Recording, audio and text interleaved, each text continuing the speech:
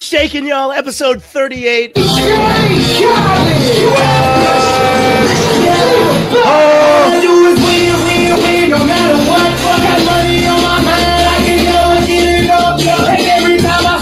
is episode 38. What is going on here? All we do is win. All we do is win.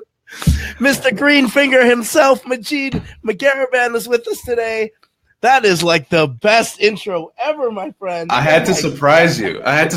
Because you do like these amazing intros. Every time I see you starting, you're just like, what is? And I was like, guys, I got to take it to the next level with Mark Cordell, number one.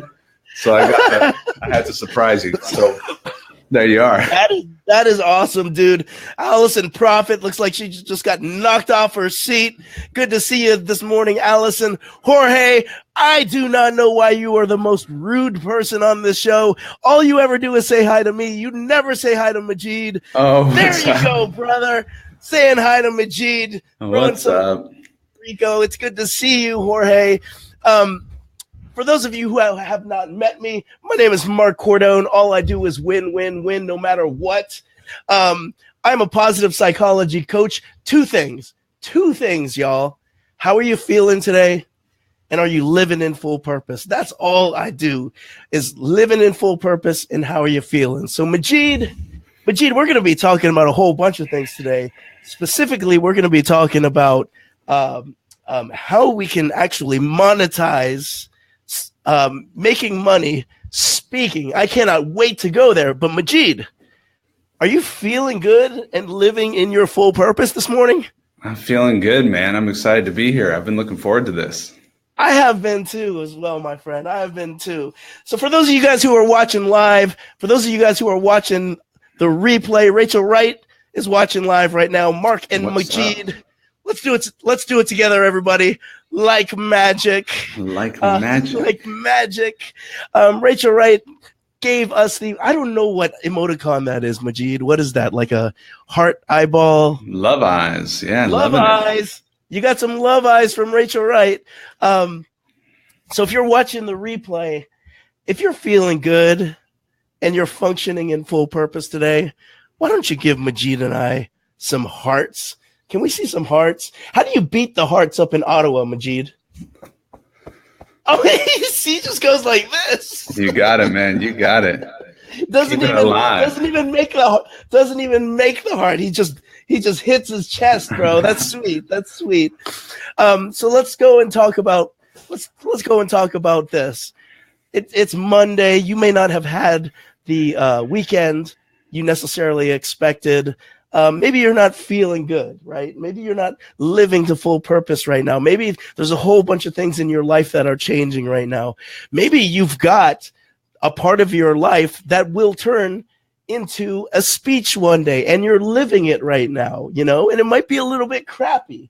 It's all right to not be living in full purpose and to not be feeling good right now. Your heart is beating just as much as everybody else's. Give us a thumbs up on this Monday if you're just going through that right now. Now, we had money in the Beyond Resilient crew to see if Majeed would do this. If you are optimistic about the future, let's see it, Majeed. Give us a big old wow face. Wow! Michael Faber, you might have just been dethroned as the wow face of the year just from Majeed dethroning you right now. He can't stop making wow faces. So again, Majeed, thank you for joining us this morning. It's awesome to be having you. We're going to be talking about making money speaking, but more so, even before we go there, Majeed, what's your story, man? Oh, story time. Gather around the fire, boys and girls. Well, first of all, I want to just appreciate the epic intro you do here. And also something you mentioned, we've got a little bit of an echo. I don't know if that's on your end or mine. I don't know if you got headphones.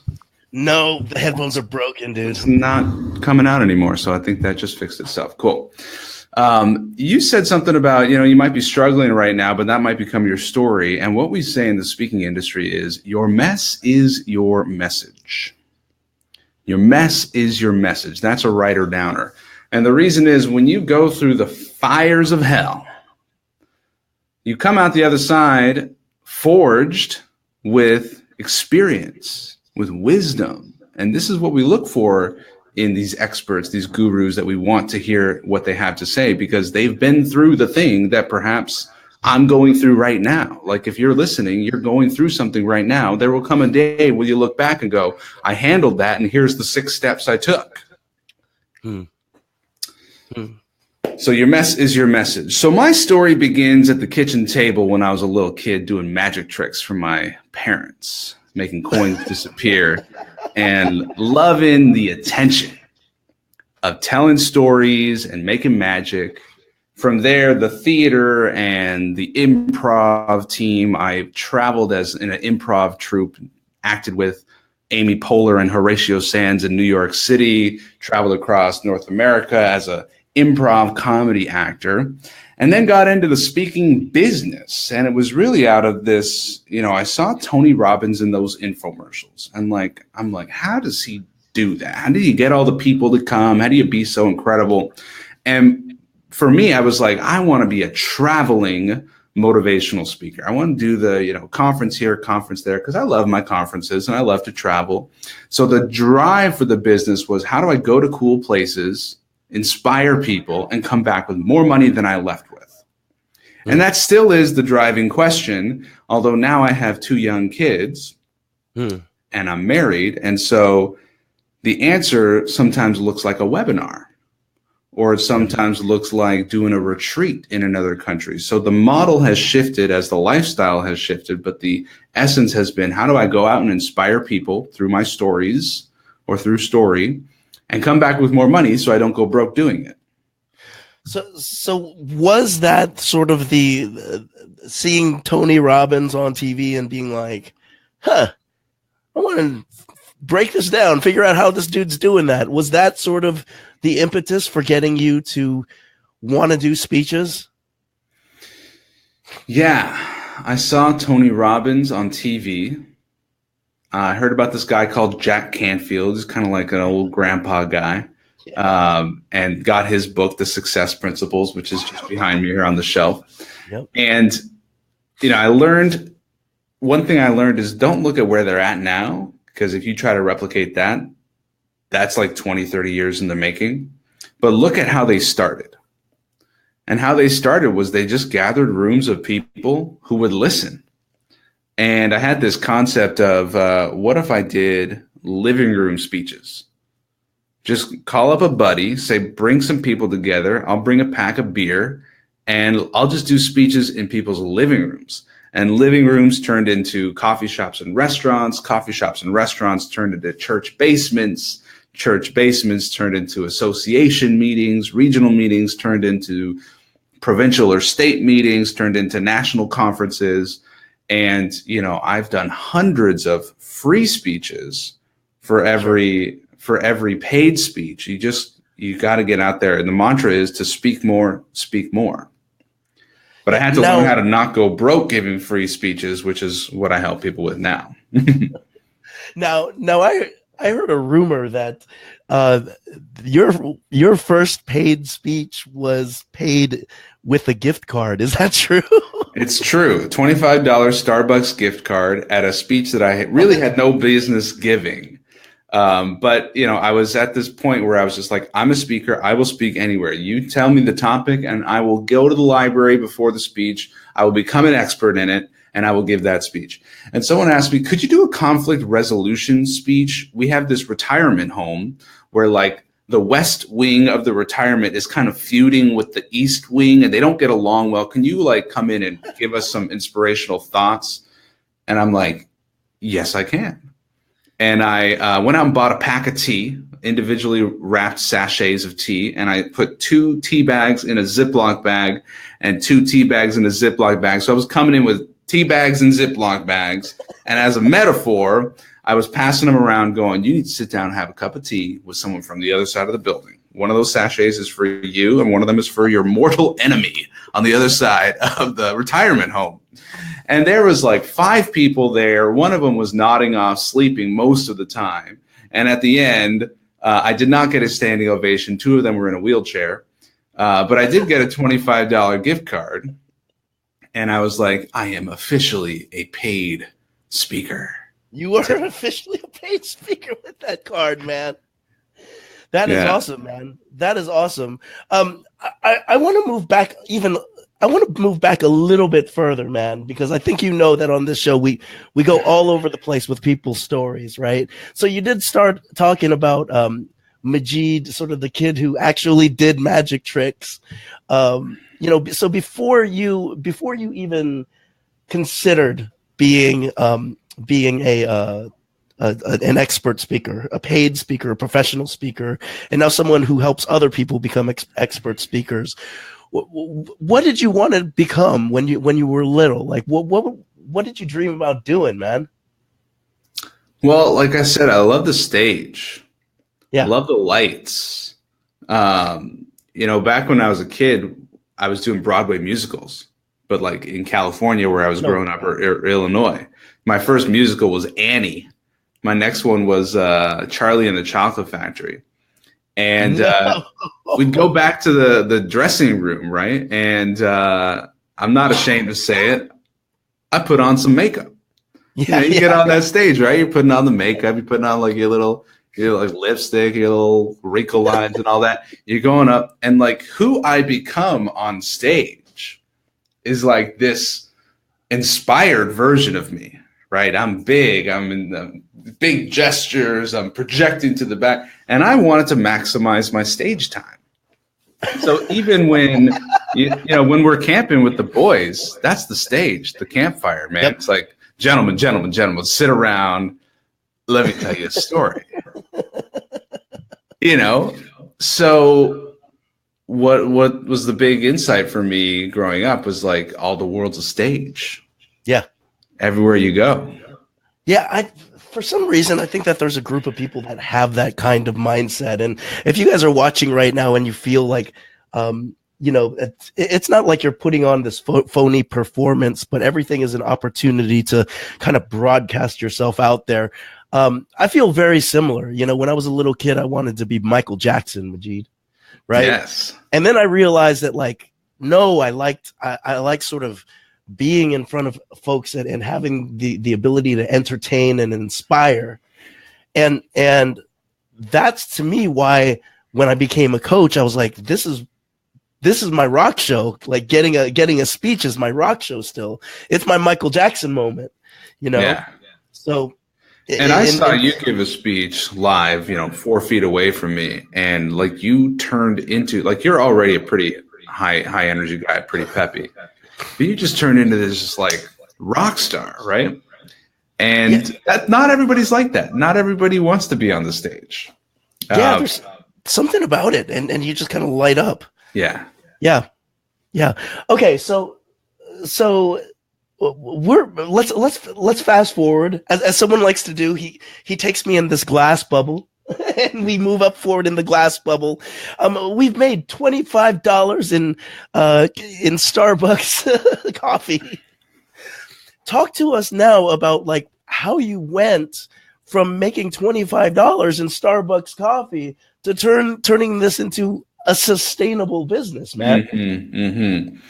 Well, I did something that probably stunted me for years, which is I took advice from somebody who didn't know what they were talking about.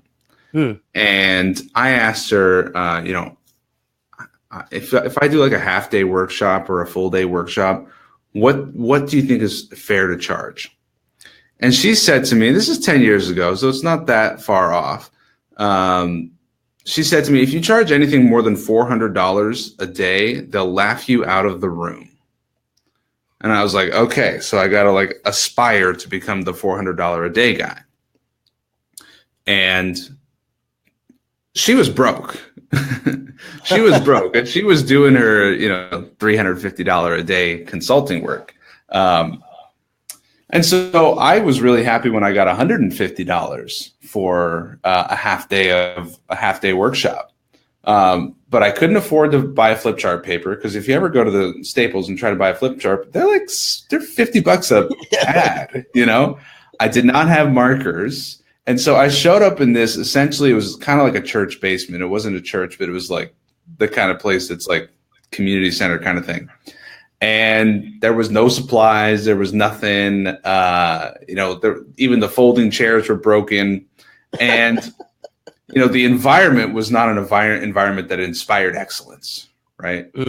And even though I was living pretty lean back then, I could not afford to do $150 a day. And if you're in the speaking business, you know that not every day is payday. Most days are trying to find the pay day.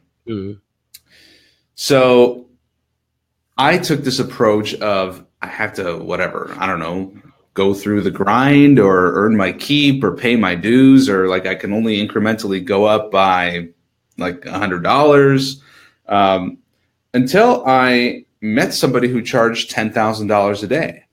And the best thing I got from that conversation was, there's nothing special about that guy. If he could charge $10,000 a day, why can't I?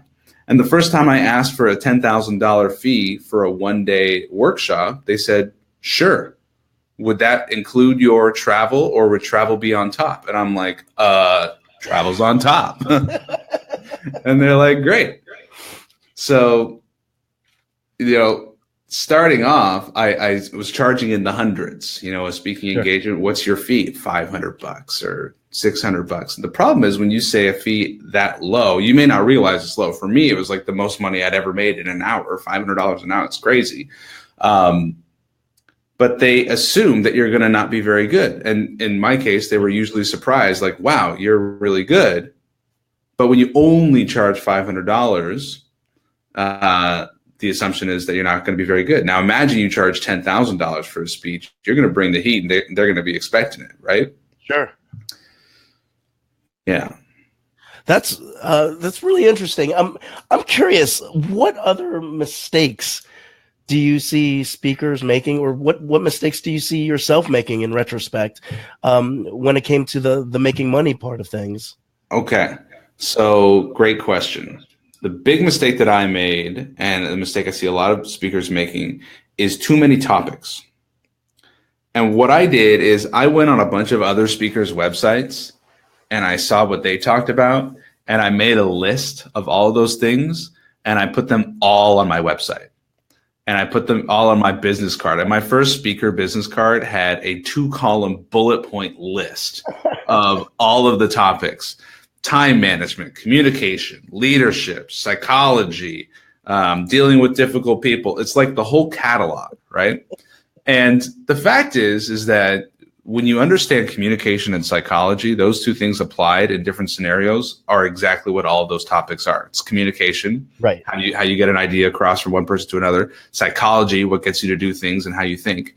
And applying them, that is sales, that is leadership, that is time management. But when you have all of them, then you're competing with everybody, which means you're a commodity. And commodities compete on price. And that's exactly how I was competing. I was saying, well, you got time management trainer over there charging $1,000 a day. I'll charge you $500 a day. And the person who doesn't care about the expertise, they just want to save money. They go, yeah, okay, we'll give you the job. And that was the environment I was finding myself in. I was in competitive environments where other people were competing, and I was winning based on low fee. That's a hard way to make a living, and it's a hard way to really build a brand. So what I recommend to anybody today is be ridiculously niche. So if you're going to do sales for who? Sales how? I'd rather hear you say you're the phone sales expert for financial advisors. Because then you're a category of one. Maybe there's 2 or 3 people in the world who call themselves phone sale experts for financial advisors. Right. Or, you're the funeral planning expert for interracial married couples. Okay. So that's now, specific, Majeed, right? Is it possible to be so specific that it's almost impossible to find the type of clients that fit the niche? It's possible. It's possible, but it is rare. Okay. Because in the world we live in where anybody can find you, you don't need to be preaching in your backyard. You could be preaching online through video, through webinar. Gotcha. There are very niche associations and conferences. Even within a conference, the breakout session is your little mini tribe within the tribe.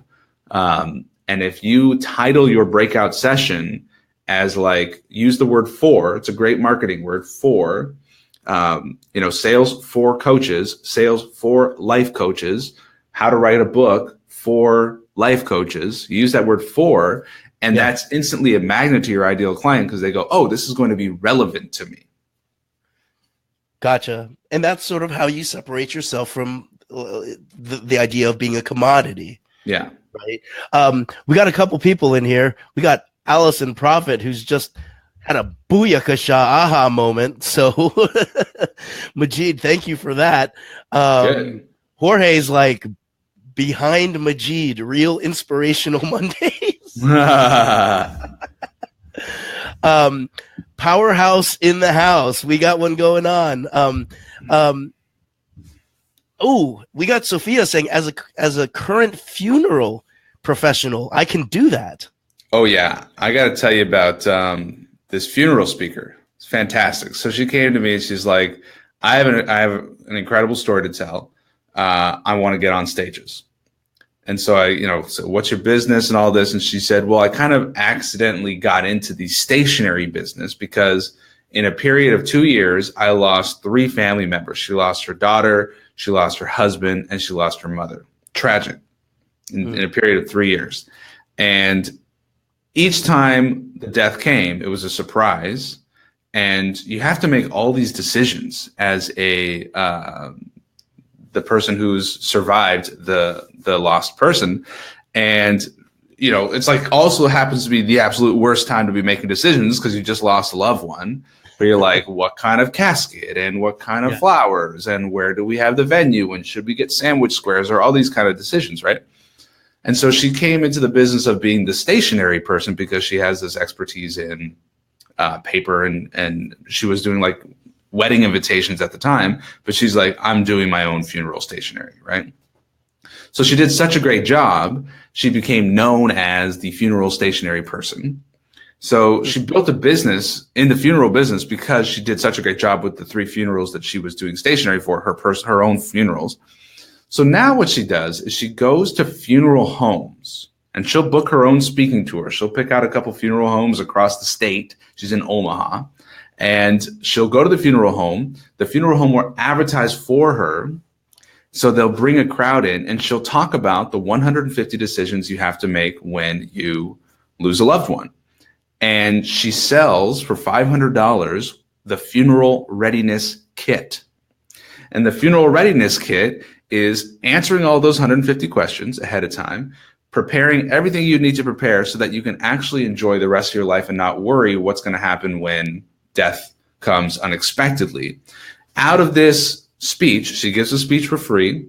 She'll sell about half of the room the $500 kit. So if they get 40 people in the room, 20 people will buy the kit. That's $10,000. So she'll make $10,000 a speech. They will also love her. And when the funeral does come, they will use her for stationery. So she drives a ton of clients to her station. She drives a ton of clients to her stationery business. She makes between $5,000 and $10,000 per speech, free speech. And her cost of producing this $500 product is building a beautiful binder. And she builds a hell of a binder because she's the stationery lady. So she has a business model that does not depend on booking a speaker fee at a conference because the conference might not want to hire a funeral expert to talk about how to put on a great funeral, but everybody who's considering some death in the family is going to be interested in going to a free speech called the 150 decisions you have to make when a loved one dies at the funeral home. And the funeral home loves to host those people because they get in their space and then the funeral home goes like, well, obviously you're going to use this place when the day comes. So they're driving a bunch of future business as well. So it's win-win-win for everybody. And it's a really innovative way to approach speaking. Absolutely genius. We got Thomas Metelsky, I hope I said it right. Thomas Metelsky. By the way, great Greta stuff. Thomas has a question for us. How can you find data to price a workshop? I have a corporate client who wants a proposal for a half-day workshop based off of a 1 hour lunch and learn. I gave them pro bono. They loved it. Cool. Let me give you the little spiel on how to drive business into corporate. So I always sit them down and I say, listen, there's 3 levels of engagement we can do. There's inspiration, education, and implementation. Inspiration is we come in, we do a lunch and learn, everyone gets excited. They go, this is great. We should totally do that. They get excited, but that's about it. They don't really know what to do. Education is the workshop where we actually roll up our sleeves, implement some of this, like figure out actually what we're doing here and doing some exercise and have some Q&A and really understand, leave the room. That's education. But at the end of education, still nothing's really changed. Like you haven't actually affected the organization at all because it's just knowledge now. Applying that knowledge is where all the real impact comes, and that's called implementation. Now, what happens in implementation is when you try to apply something you learned in the classroom and it doesn't work exactly like you thought, you go, oh, shoot, this doesn't work, and then you go back to whatever you did. So essentially, you waste all that time and money. You don't really see any change. So in order to actually see long-term change and really changing the culture of the organization, you need ongoing implementation support. So you have the inspiration, the education, and the implementation. And so the way that rolls out is we do a lunch and learn, and if you like it, we book the workshop. And we book the workshop, and if you want the implementation, you have me for ongoing coaching and support. So that's how you turn a free lunch into a $100,000 consulting engagement. That's exactly how I did it. I went from free lunch to $10,000 workshop to $100,000 coaching program, where if they would hire me for the coaching program within like a week of the workshop, I'll take the $10,000 and apply it towards the 100. And what I'm offering them is I'm offering weekly group calls, 24/7 email support, monthly half-day workshops where I'm coming in, we're doing refreshers and some new content as well for 6 to 12 months. And those will be between $50,000 and $100,000. So how do you price it? In order to make the sale, you got to work within someone's budget. When you think about a corporate buyer, the corporate buyer has a boss and they have a job, and it's not their money. And their number one concern is they want to keep their job, and their number one strategy to keep their job is to make their boss happy. So their boss wants them to spend the money. And unlike us regular people who have our own money, the job of the corporate buyer is to get rid of the money. They get in trouble for having money at the end of the year. So you're helping them get rid of all their money. That's your job. But the caveat is they have to do it in a way that feels really safe and secure. So you got to make sure that you have your methodology documented, your metrics documented. We're going to do this measurement before, we're going to do this measurement afterwards, so we can show the change so that they can go to their boss and say, see, this is working, or see, this is a safe play. And then just ask them, you say, I can work within your budget. Would you be willing to share what your budget is for training this year? And we can see what would be the best solution for you. If you can't get to that point, then you need to work on trust building. But the last thing you want to do is say, the price is this, because then they're going to go, oh, I don't have the budget for that. Or I've got a lot more budget for that. And if I spend this with you, then I got to go find someone else to spend the rest with. That's just twice the work. So your job is to find what their budget is and help them spend the whole thing in the way that's best for them. And ethically speaking, you don't take on someone who, you can't do a great job for. Thomas, I hope that answers your question, man. Yo, keep writing in if you have questions. I do have a question about sort of the different ways to make money speaking. There's 2 things that I've heard here, Majeed, and I just want to make sure that it's kind of clear here. The first thing I heard in terms of how you can make money speaking is you just get paid for a speech. You get paid to speak on that stage, right? And that's what it sounded like initially, like you'd get $500 to speak on a stage, or, $350. The next thing that I'm hearing is this implementation support, where you can give a speech on the front end for free, but then really as you're going to the implementation and you're looking for support, you're offering coaching services, those sort of things. Is that what I'm hearing in terms of the ways to make money speaking? Yeah. So the two ways: get paid for a fee, or use the stage to generate sales of some kind. Could be product sales like book sales or course sales. Could be service sales like coaching or consulting. And I work with and support expert speakers. So expert speakers really know their stuff. They have a deep knowledge and understanding of their topic, and they can come and teach, essentially. There's three types of teachers. There's three types of speakers. There's a celebrity speaker. Their job is to get people to show up to the event. Celebrity speakers like, oh, wow, so-and-so is going to be there. I'm going to go. So they solve a problem for event planners, which is we need people to show up. The second type of speaker is the entertaining speaker. These typically come in around dinner time on the opener or the close. You know, they might be a magician, they might be a hypnotist, and it's just like, we need to socialize here. Let's laugh a little bit while we have our drinks so that our conference attendees can connect with each other. And then the expert speaker has the latest and greatest information. It used to be that a majority of the speaker fees were dedicated to the expert speaker because people would come to conferences to get the latest and greatest information. Nowadays, everyone has the latest and greatest information instantaneously. So we're coming to conferences to connect. So the only way that we get expert speakers on those stages is if they have some celebrity or if they have that entertaining component. So we're kind of combining two or three of these three types of speakers. And it's a lot easier to get to those conferences and get on those stages when we don't worry about the speaker fee, but we get on those stages because we know the people in that audience could book us for consulting, they could book us for training, they could book us for coaching, for our services. And so we tell the story and we give the speech in such a way that the ideal client in the audience is going, this guy's brilliant, we need to hire him. Okay, so there's a lot of things that we've heard today, but let's say that there's a few people out there that are looking to start out, right? As a, to get started as a speaker. What kind of tips do you have for those folks who want to get started? Yeah, so choose your topic, narrow your niche, choose your ideal client if you're going to use the model of giving a speech to get clients. Because when you have an ideal client, the speech can write itself in the sense of what you want to do is imagine your ideal client sitting in the audience. And the visualization I do for my clients is imagine you're in an auditorium like a theater and it's packed and it's clones of your favorite client ever. That's everybody in the audience. And then think about what is their biggest challenge right now? What keeps them up at night? And now give the speech that is the solution to that problem.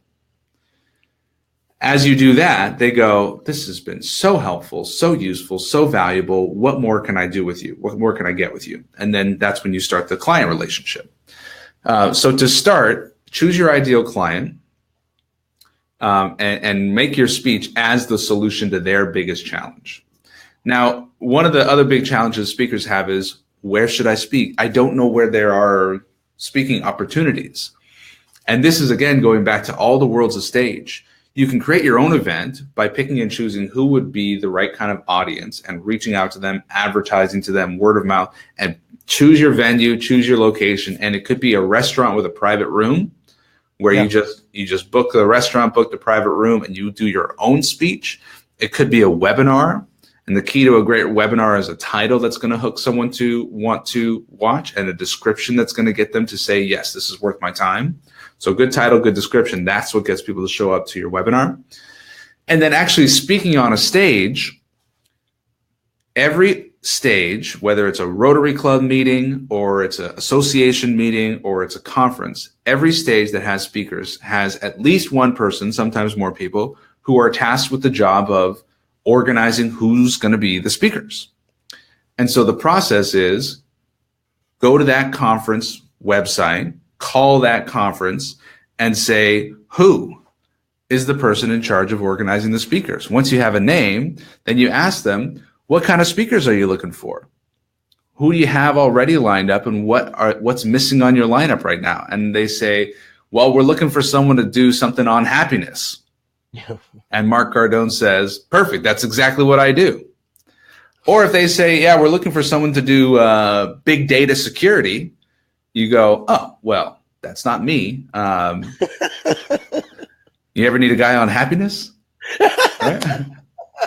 And then you just have those conversations, because that's how it goes down. Is those conference organizers, they are not sitting back there going like, I need to do a ton of research on this person, and I need to filter this person out. And I don't know. We need to maybe get 10 more applications and really go filter through for quality.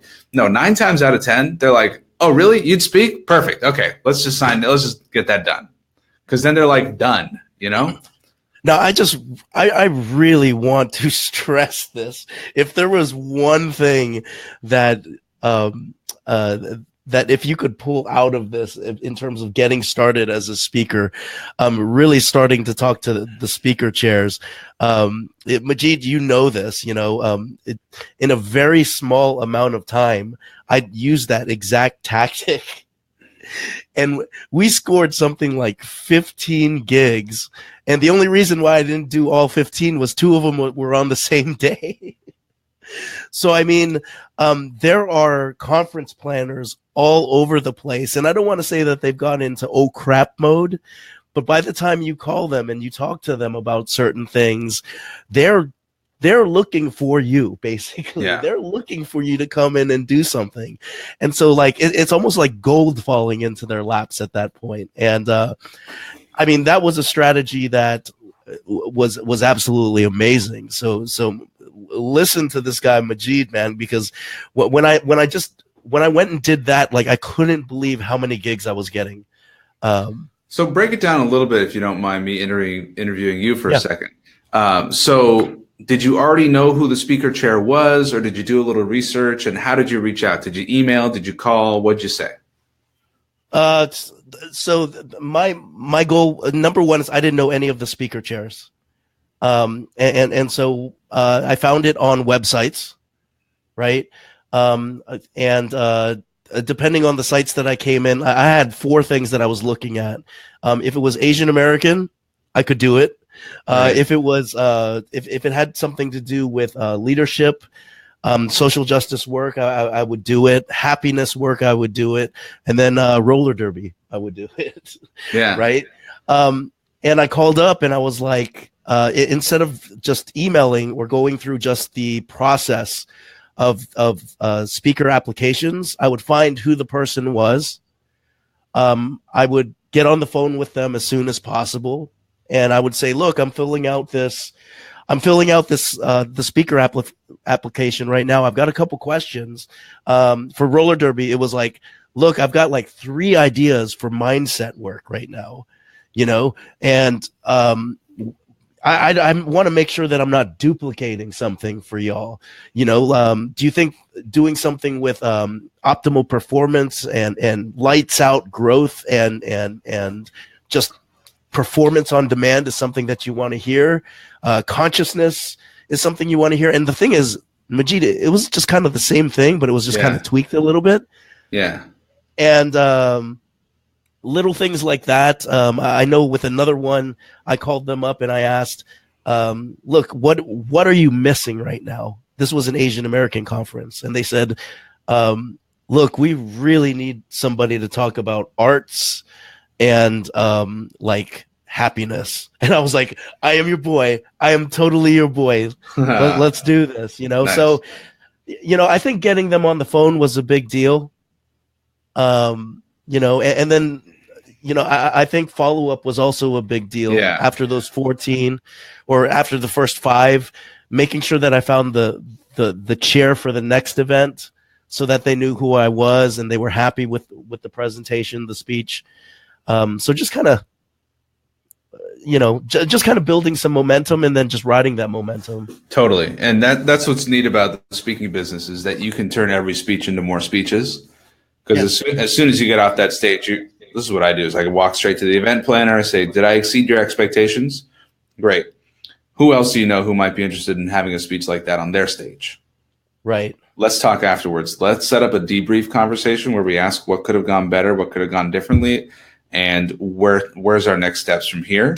And sometimes they'll say, "We've got chapters in every state. Like, can you just do it at all of our chapters?" There's that kind of conversation. Or I'll work into my contract that if they can't pay my full fee, they're going to pay me in the form of referrals. So assuming they love the speech, 3 phone call referrals. And so building that momentum, every speech should lead to more speeches. Yeah, it was definitely good times, man. And it's so funny how just a little tweak can result in just sort of this explosion of things. I think nowadays we think that speaking gigs are few and far between, but man, we're speaking right now. Oh, there are more speaking gigs happening today than ever before, and exactly, we have the ability to go live on Facebook instantly. We can have a YouTube channel, and what's crazy is, I had a speech about a year ago. Facebook Live had just came out, so maybe it's a little bit more than a year ago, and it was in a rural town in Quebec, Canada, and like all of the English speakers in town came out to see me speak. So like all 12 of them were there, and we were in like the one building that has a big enough room. And I brought a tripod and I clicked Facebook Live, and then I took the stage for about an hour, and I came back to a standing ovation of all 12 people. I came back to my phone, and by the time I was done, I had 500 views. Yeah. On Facebook Live. And I'm like, what an incredible opportunity we have here. And then that was just at the end of those 60 minutes. Think about over the following week, and there was nothing but press record. So what's really cool about today is the speaking engagement can come to you if you're willing to speak to a little camera here.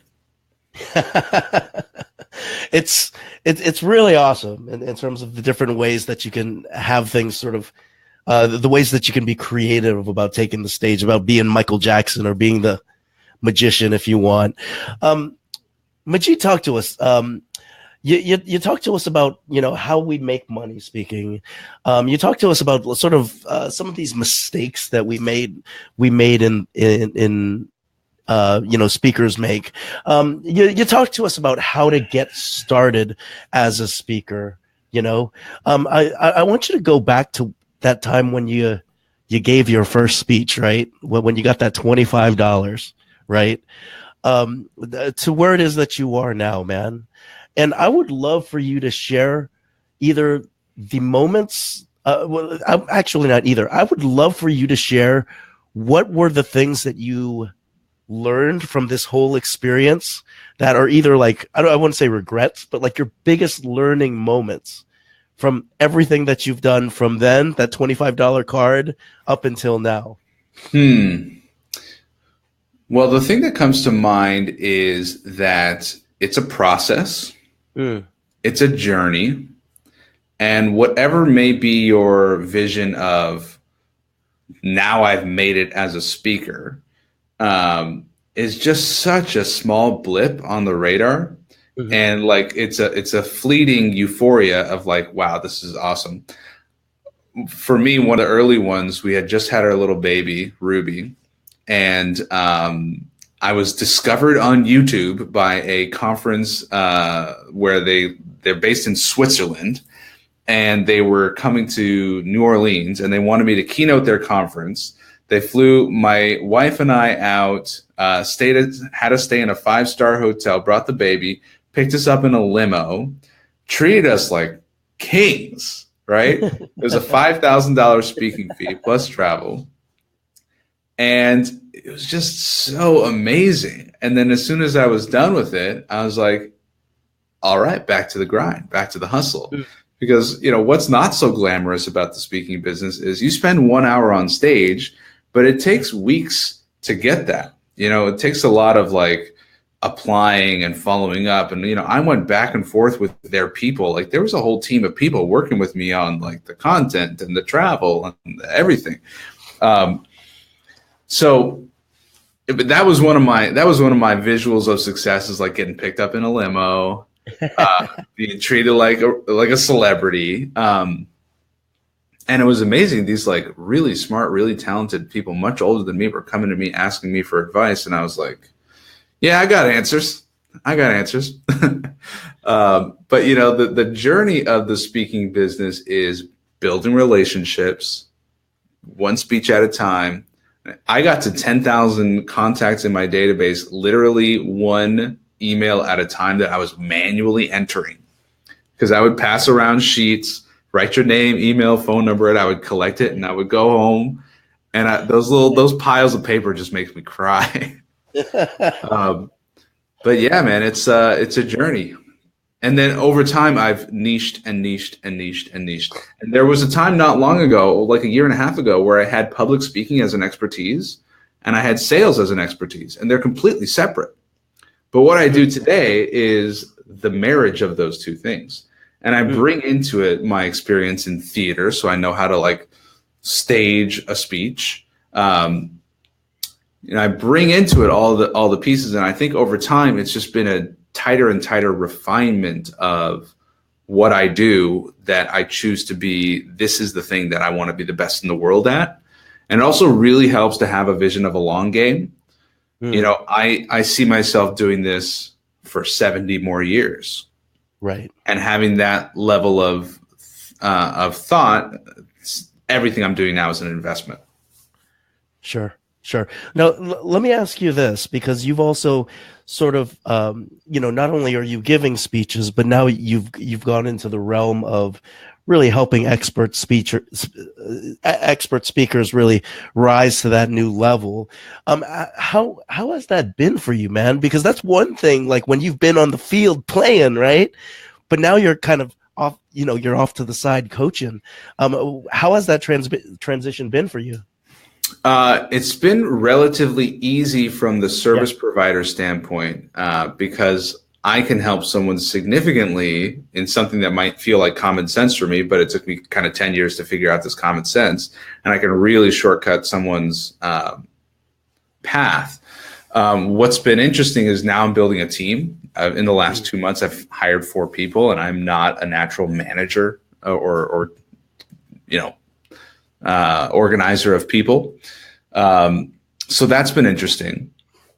But what I knew would be a big deal as part of my work, and I think people aren't necessarily expecting it, is to become the person you want to be, to become that next level speaker. You got to become that person. It's not just a marketing tactic or a sales strategy, because there's a lot of self-sabotage that will happen when you psychologically hit an upper limit and you go, whoa, who am I to be speaking in front of a group like that? And who am I to be charging rates like that? And so there's a lot of up-level internal mental work that happens that is not public speaking training. It's not sales training. It's like mental upgrade. So that's, you were talking about the glass sphere exercise that we're doing, where you kind of project out your future. That's one of the tools we use. If you want to have a bunch of followers, you have to be someone worth following. If you want to have a bunch of people wanting you to address their audience, you need to become someone who is the kind of person that an entire audience would want to pay attention to. So that's like the personal self upgrade. And we tend to be a lot harder on ourselves than we should, and it's like, well, it's just me. And it's like, who am I? And boy, if you knew all my flaws, you wouldn't be taking my advice, kind of internal thoughts, right? Sure. But nobody's going to see you as the expert more than you see yourself. Sure. So you have to really see that next level and be that next level person. And then everything else flows a lot easier. Well, and that's really cool that you can be there for folks as they begin to up level. I mean, you obviously have been there with me when I've been trying to up level and I'm fidgeting through numbers and all that good stuff. But like, for those of you who have never gone to a gone up to a $10,000 rate, all of us sit here and we're like, that is amazing. Yeah, I'd do that in a second. But then there's a whole bunch of new gremlins that show up. When you go up to that $10,000 mark, they never really go away. They just show up in different ways. And I think that's one of the cool things, is that you've been there, you've done that, dude.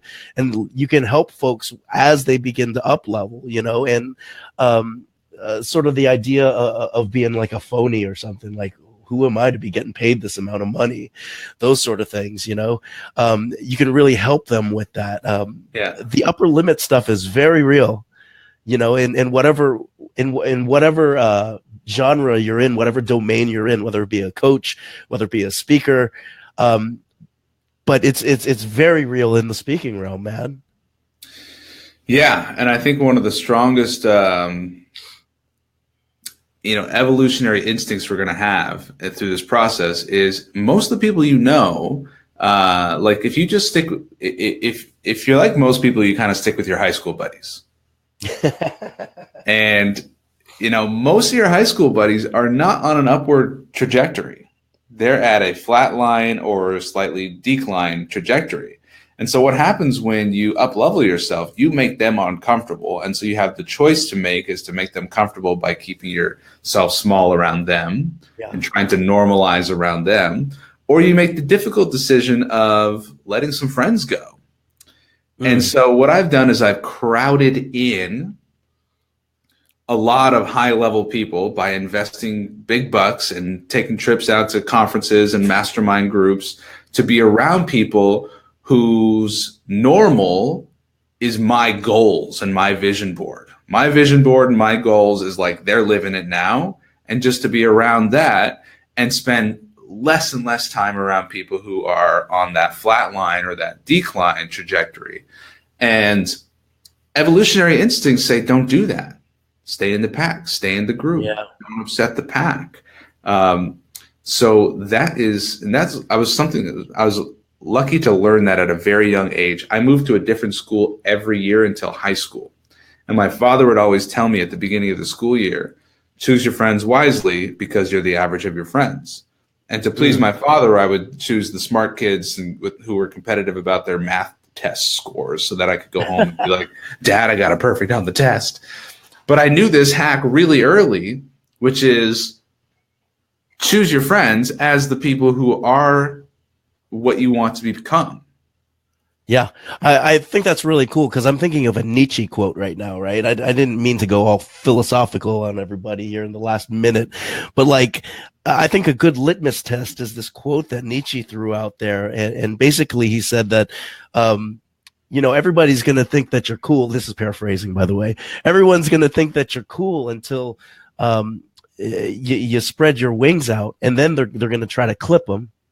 And that's a good litmus test. Like if you feel like you can fly, if you feel like you got all these extra sort of talents, but you feel like the social group is pulling you down, it may be time for you to consider another group, or to let go of what you have right now. One of the things that I do, I don't make it a secret. I love the group that Majeed has put together. One of the things that's amazing is that I'll be sitting there and I'm like, that dude is going after $100 million. And it's no joke. The dude across from me would be going after $100 million. And I'm like, I got to figure out that kind of mindset because it's like nothing on that end. You know what I mean? And so to have to be surrounded by those kind of folks while also having a person that's helping me craft my expert speech is pretty amazing, man. Pretty damn amazing. Yeah. So, it's a powerful thing to surround yourself with people who are up in their game every day. So Majeed, I don't know if you're taking in more people for the Expert Speaker Bureau or anything like that. I do have the expertspeaker.com/apply. What do we got going on if we click on that? Yeah, Expert Speaker Bureau or expertspeaker.com/apply is going to give you like a 10-question application that's going to give me a sense of where you're at and where you want to go with speaking. It'll also give you a link to get on my calendar for a 1-hour strategy session.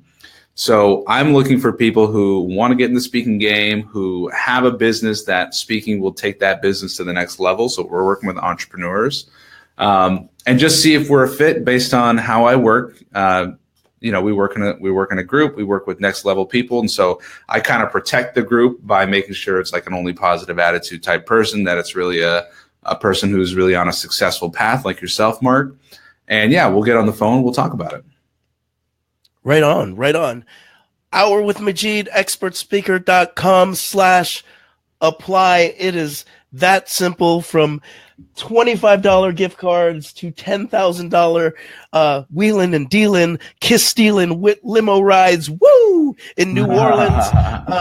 Majeed, the founder of the Expert Speaker Institute. I want you to definitely like him, love him, want some more of him. If you are a person who feels like you might be that Michael Jackson and you get energy from speaking in front of stages, whether it be live or whether it be in little golden mics like this, Majeed might be the person that you might want to talk to in terms of taking your dreams to the next level and doing it in a very short amount of time. Very, very, very, very cool. Majeed, I just want to thank you for everything that you and they stay there, and they stay there, and they stay there. Cause all I do is please, and if you going in, put your hands in the air. Oh, okay. All right, my brother. So you got one more thing, son. You got one more thing. I hope you didn't like run out of air here, because there is a golden mic that is now coming down from the ceiling, Majeed. The golden mic is stopping right in front of you there. And for 2 minutes, this golden mic is going to translate into every language. And everyone across the world is going to hear you for 2 minutes. So Majeed, to close out the show, your golden mic is live. I'm going to give you 3 words. I'm just going to give you 3 words. To begin, begin.